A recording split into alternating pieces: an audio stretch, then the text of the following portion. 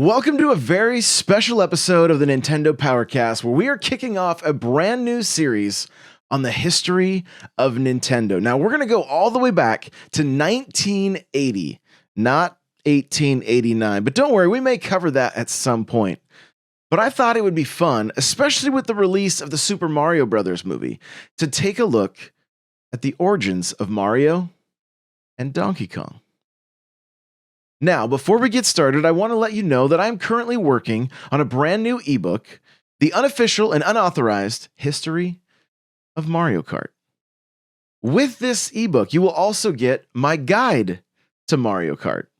And they are currently 50% off if you pre-order. So you can go to n64josh.com/Mario Kart Guide and pre-order now. There will be a link in the description. And if you're seeing this after the book is released, that link will also take you to the book. So let's jump in to the history of Nintendo, Donkey Kong. Nintendo of America was established in 1980, with limited success in importing arcade cabinets from its parent company in Japan. In 1981, the company's president, Minoru Arakawa, took a significant risk and ordered 3,000 Radarscope machines, betting on their success in the American market. However, the machines were not well received, and 2,000 of them remained unsold in the company's warehouse. To rescue the struggling startup, Arakawa requested that the parent company, led by President Hiroshi Yamauchi, send a conversion kit with new game software. Yamauchi turned to the company's talent pool for fresh game design concepts. Shigeru Miyamoto, who was still new to the company, pitched his idea for a game centered on a love triangle between a gorilla, a plumber with a large hammer, and a girlfriend. Yamauchi appointed head engineer Gunpei Yokoi as project supervisor and allocated a budget of $267,000 for the development of Miyamoto's concept, which he named Donkey Kong. Although Nintendo had been pursuing a license to create a game based on the Popeye comic strip, this attempt was unsuccessful. However, this failure provided an opportunity for Miyamoto to create new characters that could be marketed and used in later games. He drew inspiration from the rivalry between Bluto and Popeye for olive oil, and came up with the idea of a love triangle between the gorilla, the plumber, and the girlfriend. Although the game's origin was a comic strip license, Donkey Kong was unique in that its storyline preceded the game's programming rather than being an afterthought. Miyamoto consulted technicians to ensure the feasibility of his designs, and he wanted to make the characters different sizes and have different movements and reactions. He originally intended to use seesaws to catapult the hero across the screen, but the four-man programming team found this too hard to program, so he settled on using slope platforms, barrels, and ladders. He also wanted the game to have multiple stages, which the programming team found challenging to implement. Despite this, the team followed Miyamoto's design, creating a total of approximately 20 kilobytes of content. The soundtrack was composed by Yukio Kanioka and is served as background music for the levels and story events. The circuit board of Radarscope was restructured for Donkey Kong. Unnecessary functions were removed, and the scale of the circuit board was reduced. Gameplay and graphics were updated for updated ROM chips, while the existing CPU, sound hardware, and monitor remained intact. The Donkey Kong hardware had the memory capacity to display 128 foreground sprites at 16 by 16 pixels each and 256 background tiles at 8 by 8 pixels each. Mario and all moving objects used single sprites. The taller Pauline used 2 sprites, and the larger Donkey Kong used 6 sprites. Hiroshi Yamauchi was confident that the game would sell well and phoned Arakawa to inform him. However, the sales manager at Nintendo of America was not enthusiastic about the game, as it was too different from the maze and shooter games that were popular at the time.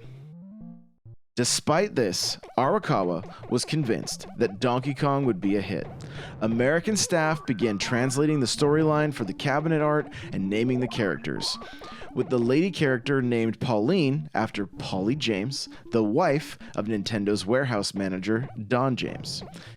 The name of the hero, originally Jumpman, was changed to Mario in honor of Mario Segale, the landlord of the original office space of Nintendo of America. The initial reaction to Donkey Kong was mixed, but sales were strong. Many arcade owners were hesitant to order the game due to its unconventional gameplay and unusual name. But those who took the chance on it were rewarded with high earnings. Donkey Kong quickly became one of the most popular arcade games in the United States, with lines forming to play the game and high demand for additional machines. The success of Donkey Kong helped establish Nintendo as a major player in the video game industry, and the company continued to develop and release successful games for decades to come.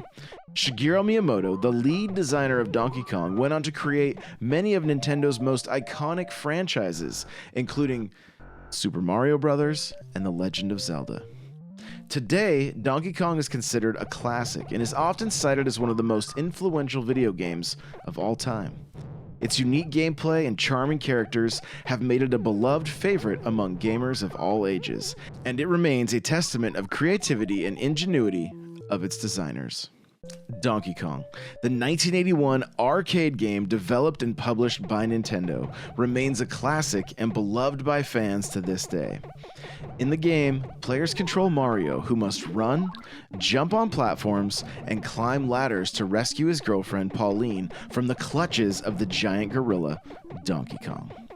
The development of Donkey Kong was a response to the popularity of Pac-Man, which Nintendo was looking to rival. The project was assigned to first-time game designer Shigeru Miyamoto, who drew inspiration from a variety of sources, including Popeye, Beauty and the Beast, and King Kong.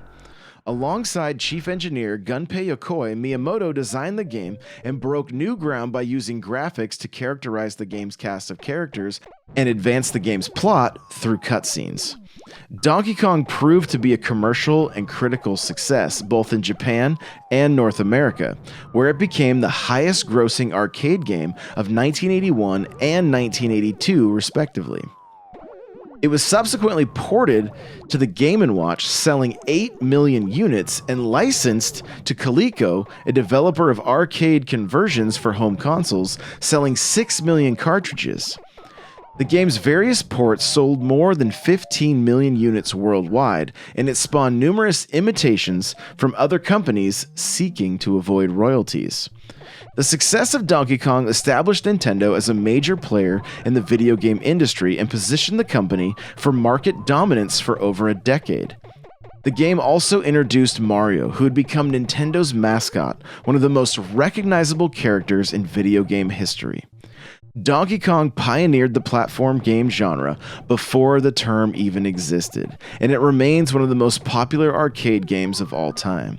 In conclusion, Donkey Kong is a landmark video game that broke new ground in game design and storytelling, and helped establish Nintendo's dominance in the industry and introduced one of the most iconic characters of all time. The gameplay of Donkey Kong is both innovative and challenging, setting the standard for future platform games.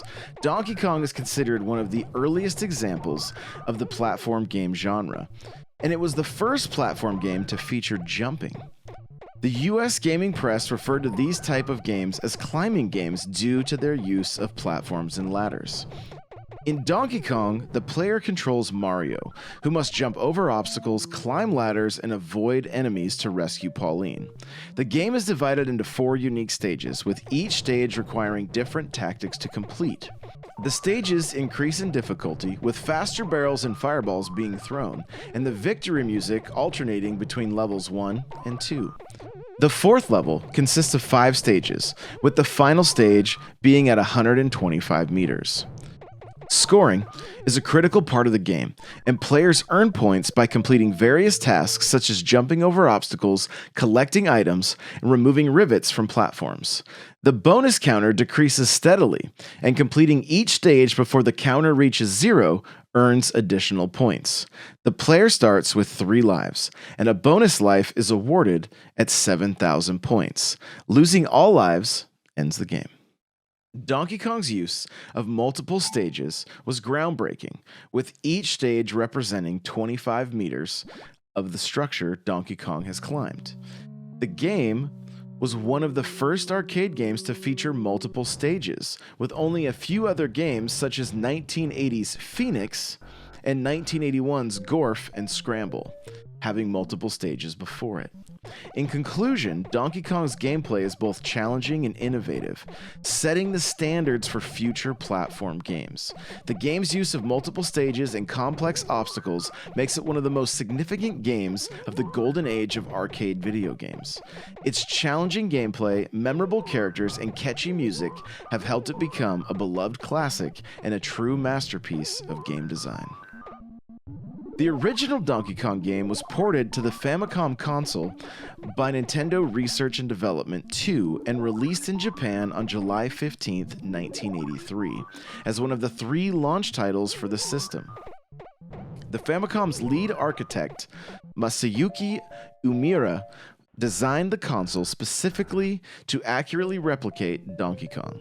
The game was later released on the Nintendo Entertainment System, the NES, as part of the Arcade Classic series on June 1st, 1986 in North America and on October 15th in Europe. Due to the limited memory capacity of early ROM cartridges, the Cement Factory stage and most of the cutscenes were omitted. A new title screen song composed by Yukio Kaneoka was added. The 1988 NES compilation Donkey Kong Classic included both Donkey Kong and its sequel, Donkey Kong Jr. In 1994, a complete remake of the original Donkey Kong arcade game was released for the Game Boy. This version, referred to as Donkey Kong 94 during development, includes levels from both the original Donkey Kong and Donkey Kong Jr. arcades. It starts with the same gameplay in 4 locations as the arcade game, and then progresses to 97 additional puzzle-based levels. It is also the first game to have built-in enhancements for the Super Game Boy system. The Atari 8-bit computer version of Donkey Kong contains one of the longest undiscovered Easter eggs in video game history. Landon Dyer, the game's programmer, included his initials as a hidden feature that would appear if the player died under certain conditions and returned to the title screen. This remained undiscovered for 26 years until Dyer revealed it on his blog, saying that there's an Easter egg, but it's totally not worth it, and I don't remember how to bring it up anyway. The steps required to trigger the Easter egg were later discovered by Don Hodges, who used an emulator and a debugger to trace through the game's code. Upon its release, Donkey Kong quickly became popular worldwide and was a significant commercial success for Nintendo, which was struggling financially at the time. After selling out the initial 2,000 arcade cabinets, more orders were made, and the electronic components were manufactured in Redmond to speed up production. The game's success allowed for the expansion of Nintendo of America, and by October, Donkey Kong was selling 4,000 units a month. By June 1982, Nintendo had sold 60,000 Donkey Kong machines in the United States, earning $180 million. And Ron Judy and Al Stone, who worked on commission, became millionaires. Arakawa used Nintendo's profits to buy 27 acres of land in Redmond in July of 1982, and the game earned another $100 million in its second year of release in the United States, totaling $280 million in U.S. cabinet sales by 1982. In Japan, the game was listed as the highest-grossing arcade game of 1981, and then the 6th highest-grossing arcade game of 1982.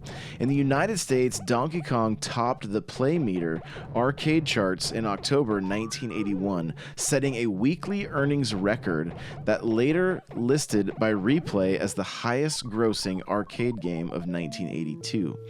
It was also among the 13 highest-grossing arcade games of 1983 in the United States. According to Electronic Games, in June of 1983, the home versions of the game contributed to the arcade version's extended popularity. Compared to the 4 to 6 months that the average game lasted, it remained Nintendo's top seller into mid-1983, with steady sales in Japan.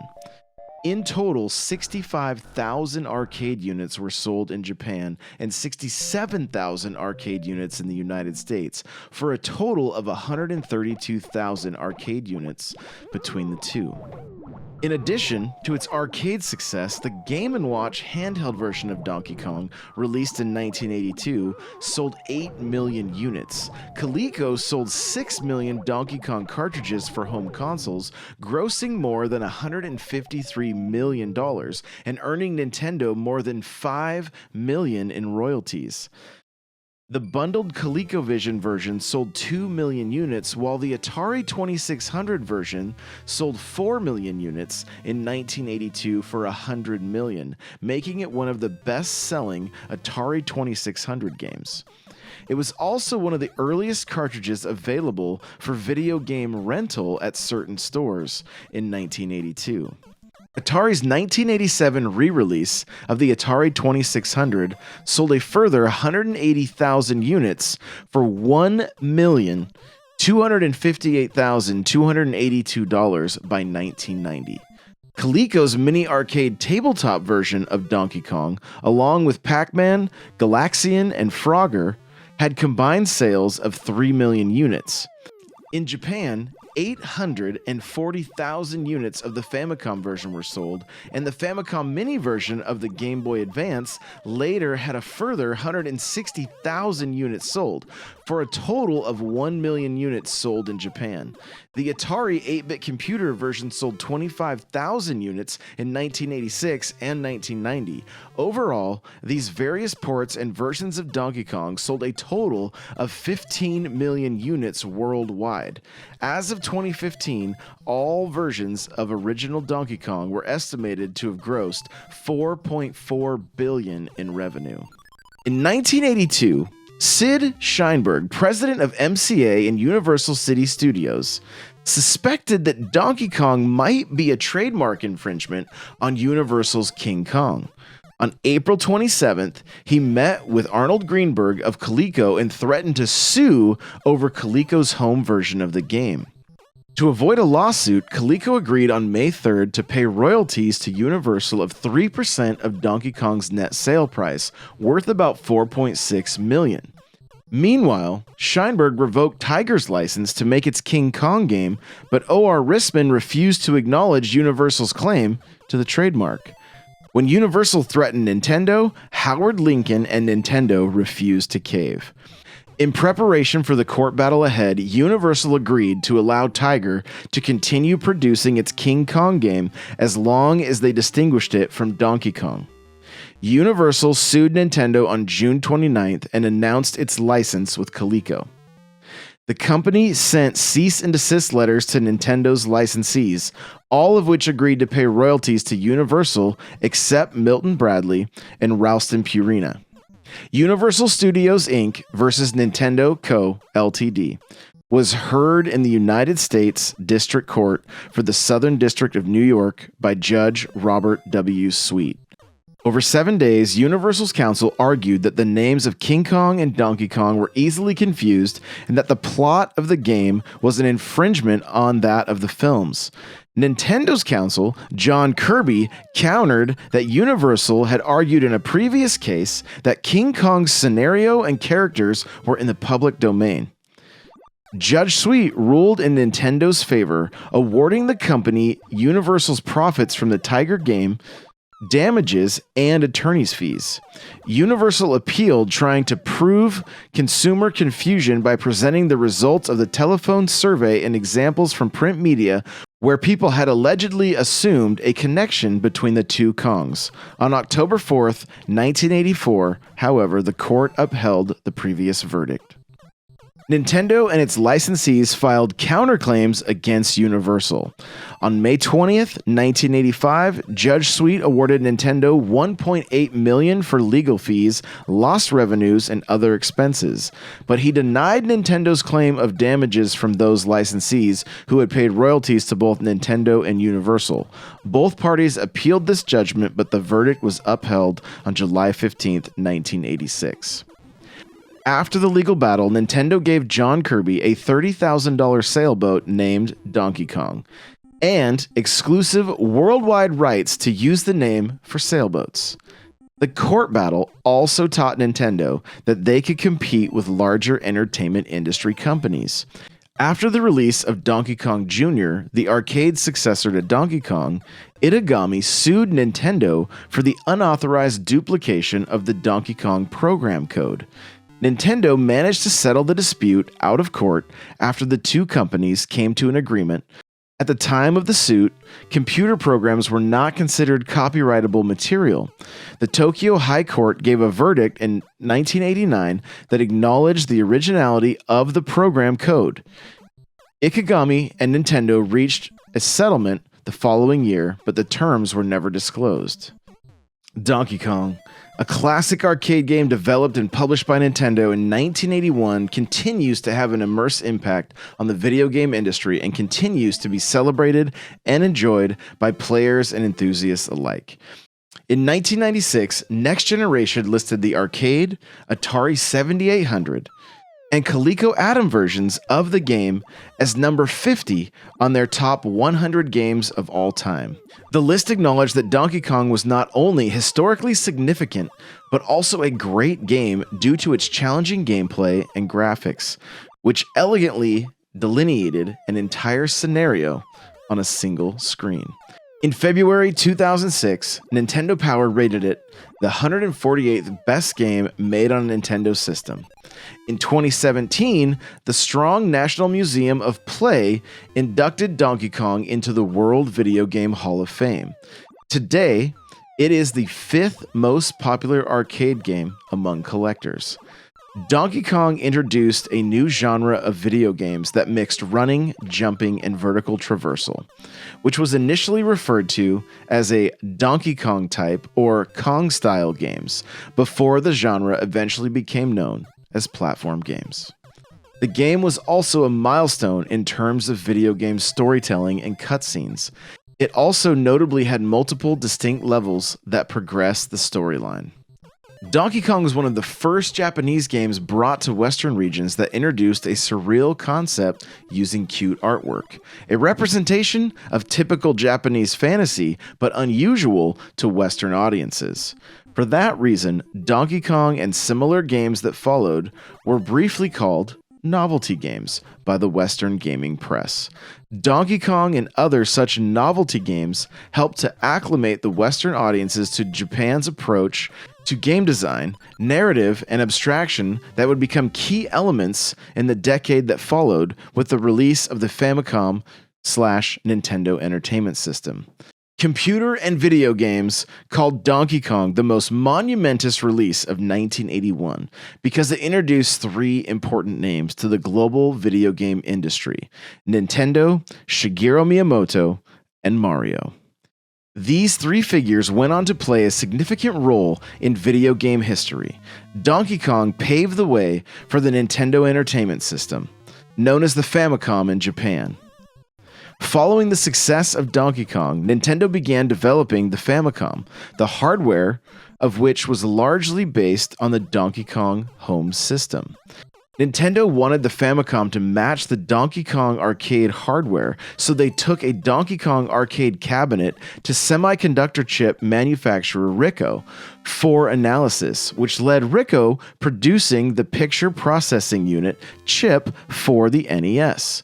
Donkey Kong continues to be available through emulation and re-releases. The NES version was re-released as an unlockable game in Animal Crossing for GameCube. It was also published on the Virtual Console for the Wii, Wii U, and Nintendo 3DS.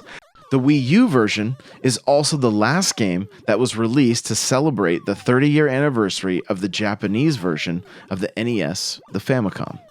The original arcade version of the game appears in the Nintendo 64 game Donkey Kong 64 and must be beaten to finish the game. The original arcade version was re-released as part of the Arcade Archives series for the Nintendo Switch on June 14th, 2018, and the NES version was re-released as one of the launch titles for Nintendo Switch Online on September 19th. In the early 80s, Donkey Kong was one of the most widely cloned video games, along with Space Invaders and Pac-Man. By 1983, Donkey Kong clones had become available on various platforms, and the giant list of classic game programmers lists 17 different Donkey Kong clones released for various home platforms.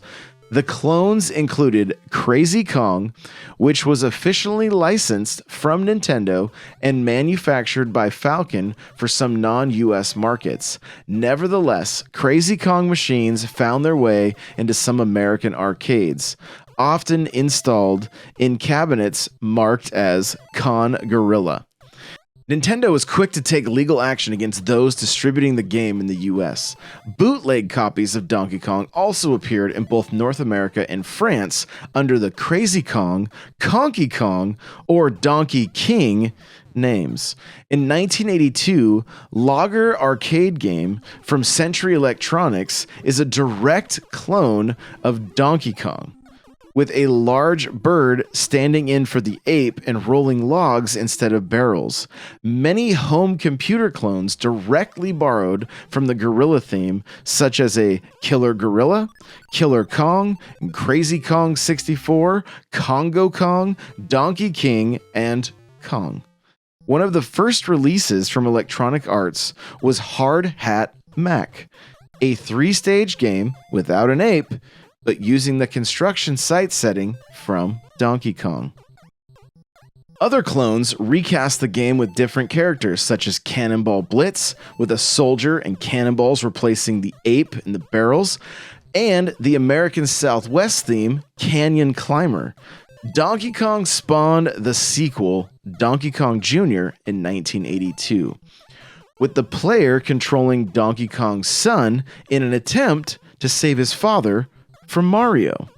The 1983 spin-off Mario Brothers introduced Mario's brother Luigi in a single-screen, cooperative game set in a sewer, which launched the Mario franchise.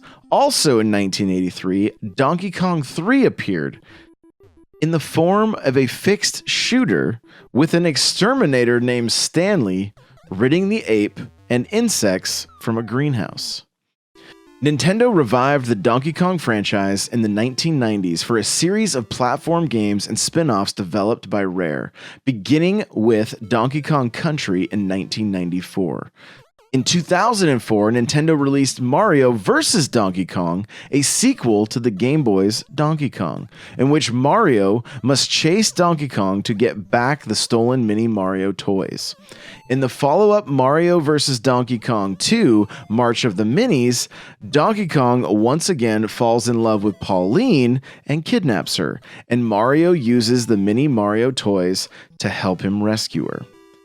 Donkey Kong has also made appearances in various popular culture mediums such as cereal boxes, board games, pajamas, manga, and in 1983, the animation studio Ruby Spears produced a Donkey Kong cartoon, as well as Donkey Kong Jr., for the Saturday Supercade program on CBS. The show lasted 2 seasons. Sound effects from the Atari 2600 version of the game have been used as generic video game sounds in films and television series. The phrase, "It's on like Donkey Kong," was coined by American rapper Ice Cube in 1992 and has been used in various works of popular culture. In November 2010, Nintendo applied for a trademark on the phrase with the United States Patent and Trademark Office. Donkey Kong has no doubt left his mark on the video game industry and pop culture. Released in 1981, it quickly became a huge hit for Nintendo, and its success helped to cement the company's place in the video game industry. Donkey Kong is not just an iconic game character, but it also introduced Donkey Kong is not just an iconic game character, but it also introduced new gameplay mechanics, a new genre of platform games, and innovative storytelling techniques to video games. Moreover, it has been an inspiration for numerous clones and sequels, making it one of the most influential video games of all time. Donkey Kong's legacy continues to this day as new games continue to be released and the character remains popular with fans around the world. This has been a history of Donkey Kong, and I hope you guys have enjoyed it as much as I have. Let me know your thoughts in the comments if you're watching this on YouTube, or jump into the Discord, n64josh.com/Discord, and I would love to hear your thoughts, and maybe you can even give me some ideas on future games that you would like me to dive into. Thanks again, and we'll see you in the next one.